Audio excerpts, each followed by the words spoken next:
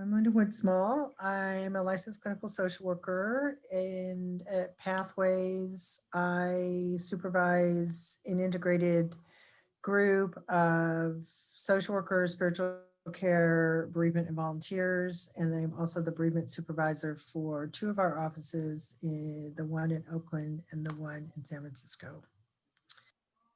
Pathways does both home health and hospice. So we are not exclusively a hospice agency. We also do palliative care, which is part of home health, but really it's what's generally referred to as a bridge to hospice.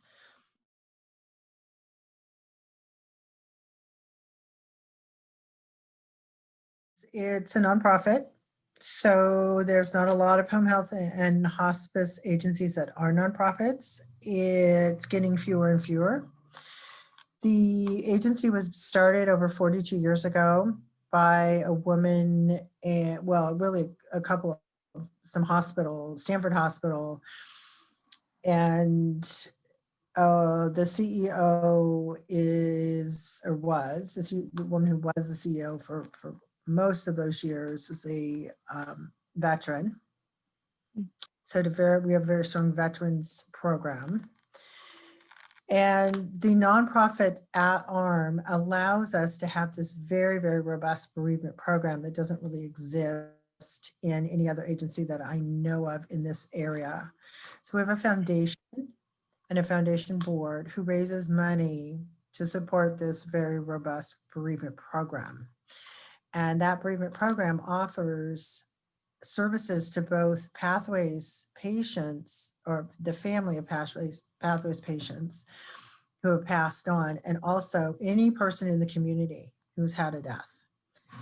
And they never have to have been connected to Pathways in any way. And we do all of that for no charge.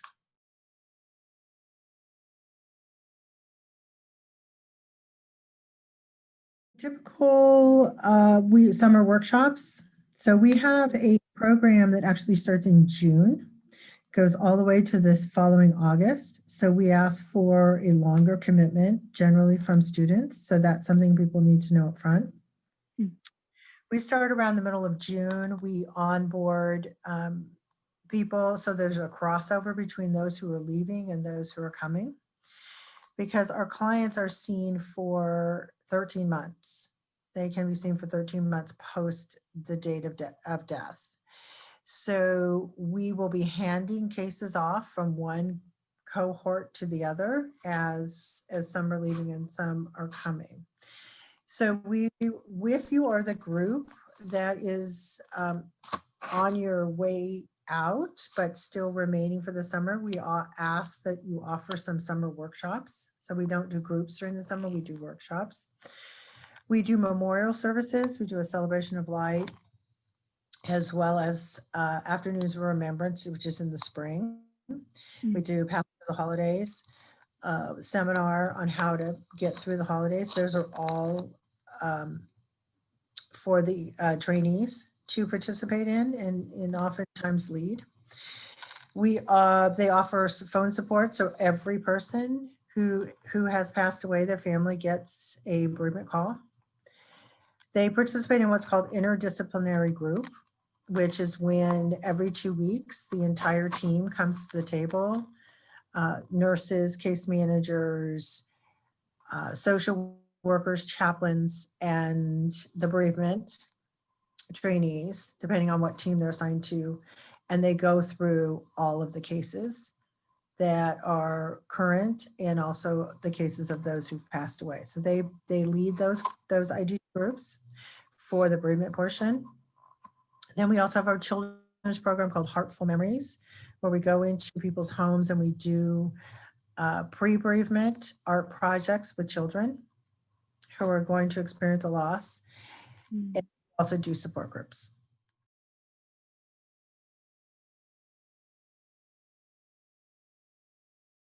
Sometimes the social worker or chaplain will for instance, contact me, or you even mentioned during IGG, this family needs support right now, even though the patient may have not passed yet. And so we do what's called pre-bereavement.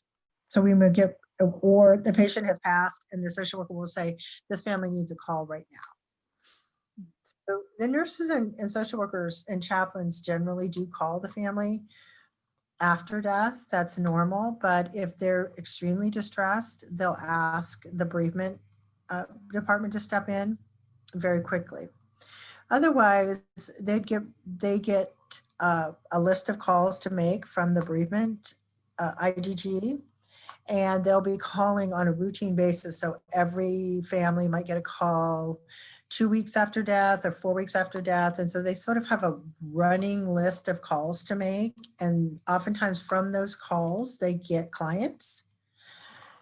The other way is people just simply call us, like people from the community or people maybe a couple of months after their person has passed will call Pathways and say, I need bereavement. And then either I will call Vivian or Tom, who also do bereavement, and we'll take a referral and then we'll pass it on to the trainee. That's usually how the referrals go.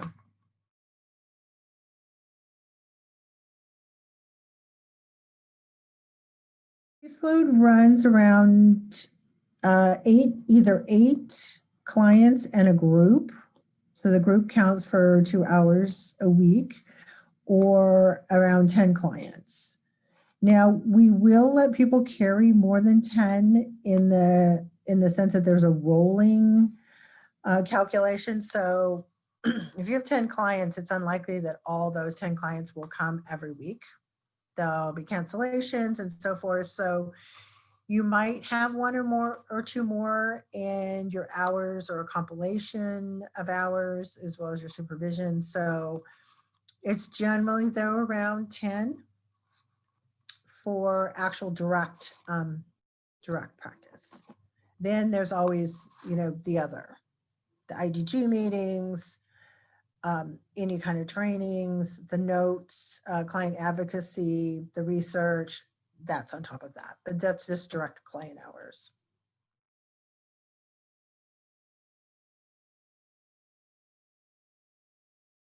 So we have 3 offices, Sunnyvale, Oakland, and San Francisco. Each office has their own group supervision for just that office. In the summertime, we oftentimes combine. Last summer, I combined East Bay and San Francisco because we had a smaller number of people. Some people had already left, other people had not come on yet. But generally, the offices are done individually, and we try not to have a group bigger than, let's say, 4 or 5 in the group supervision, so everybody gets a chance to talk about the clients. I have 4 in each group, and Tom has 5. He does the Sunnyvale office in his group. The individual supervision is done, now it's done on Zoom. Generally, it was done that you have to come into the office. So hopefully next year it will be different. So you will have to get in your car and drive to the actual site and be there in person for individuals and for group supervision. And it's generally, I try to do it all on the same day. It's not always possible. And every person gets group and individual every week.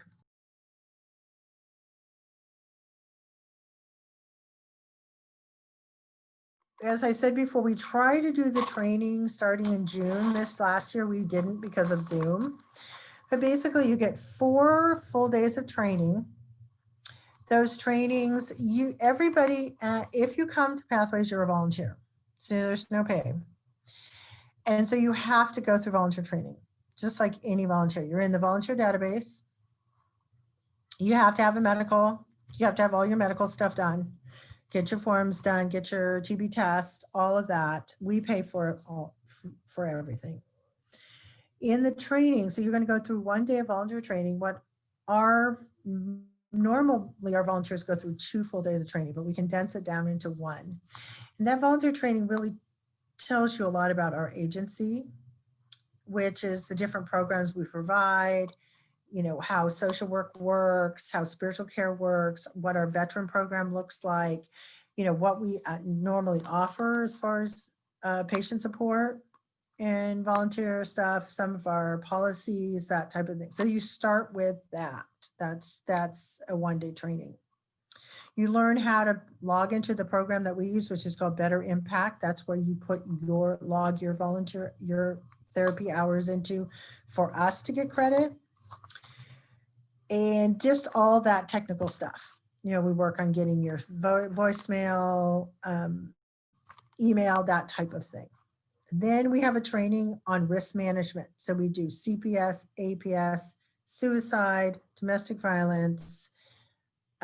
We do emergency management, safety, those types of things. We have a training on how to work with people in spiritual, with the different age groups throughout we do a training on family systems and working with children. And we do a whole thing on how to run groups and how to do bereavement telephone calls. Now, the children and family training isn't done till October, because we get people sort of up and running, going with their cases, and we do that. That's the 5th training. So we have 5 total trainings. We also require people to do some online classes just because of the agency that we're kind of managed by. So they have to do some online classes, like they even have to do like oxygen safety, which I know seems silly, but there are some other classes you have to do. You have to log into a hub and you have to do. So there's quite a bit, but you can get credit for all of those hours as training hours. So if you have to do it because we require it, we let you log those and sign off on those hours.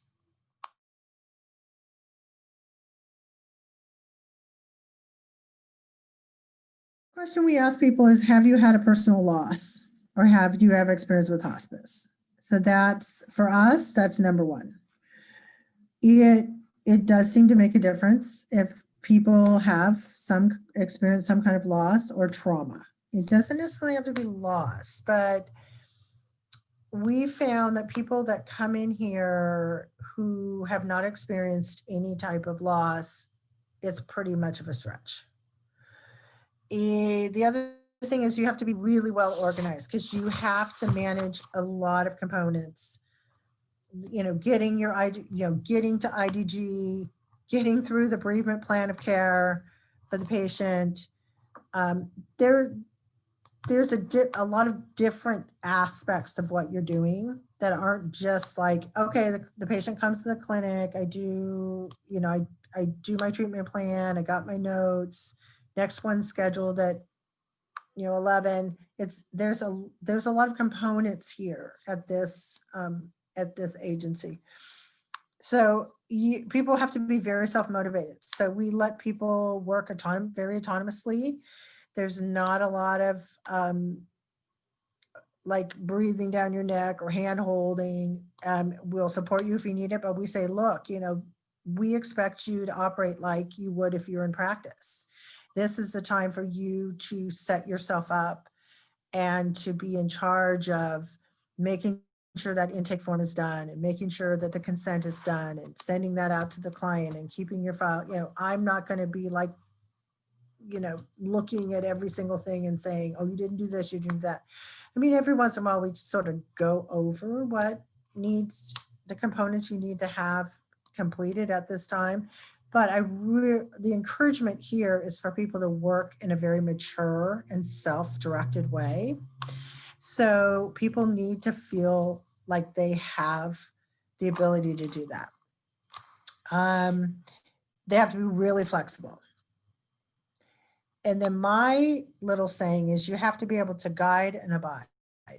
So what I mean by that is you have to be willing to guide people, and you have to be willing to just abide with where they are. So that's sort of, for me, the catchphrase for here is guide and abide. So you've got to be willing to speak up, and you've got to be willing to give guidance, but you also have to be really comfortable with just sitting where people are, especially in a very painful grief place. So you've got to know yourself. You've got to know your capacity to sit with that kind of pain. And I think that is something you really just need to be honest about. before you try to come into this kind of work.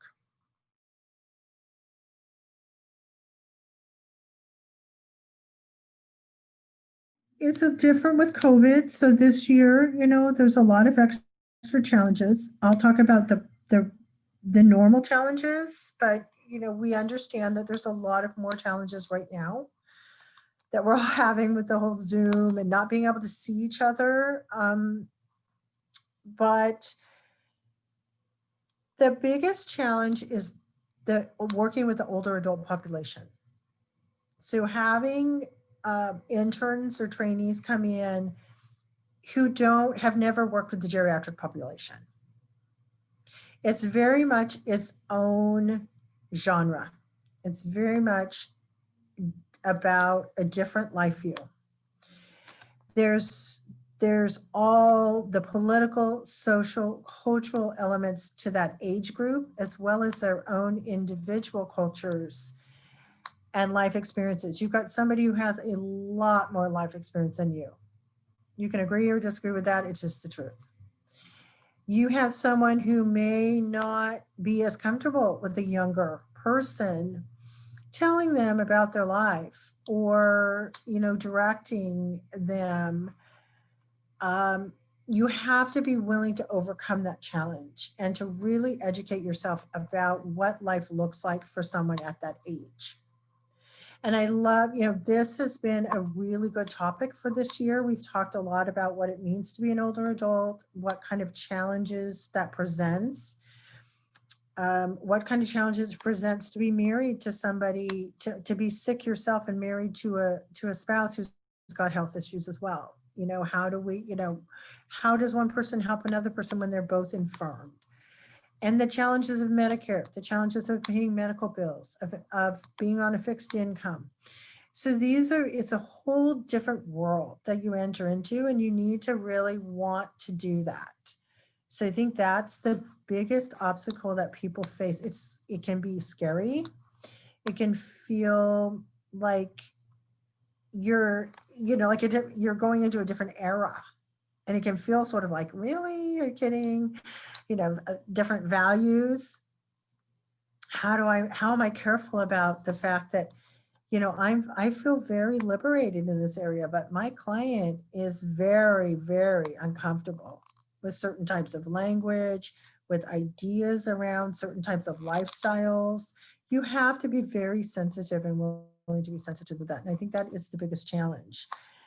We don't always get a lot of child clients. Now this year we do, but if you want to get your child hours, it could be sparse.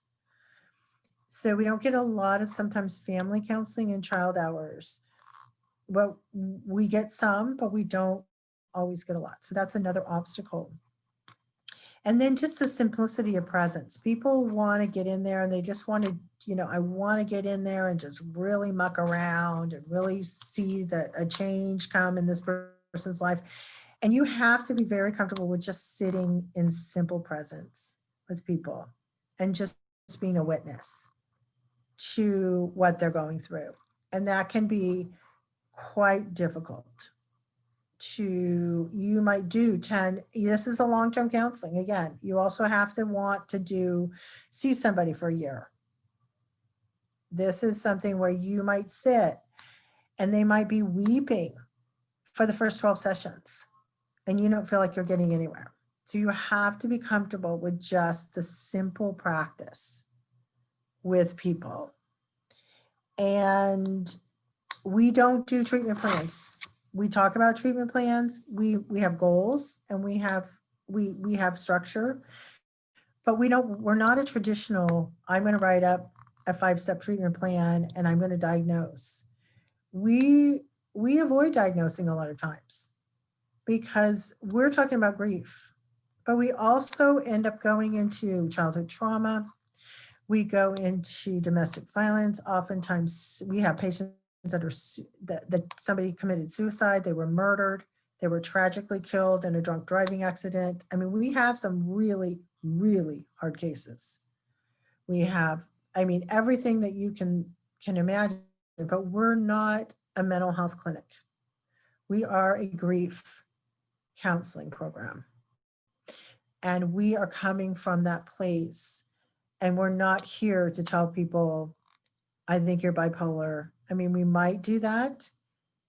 We will refer people out and help. We've gotten some people on medication and it's helped a lot, but that's not our focus. So people need to realize that they're doing something that's very soulful, that's very connected based, a lot of trust, building a lot of rapport, and it can be challenging if you don't feel like you have the emotional bandwidth to, and it's also a very spiritual work. If you don't have the bandwidth for that kind of work, then you probably shouldn't come here.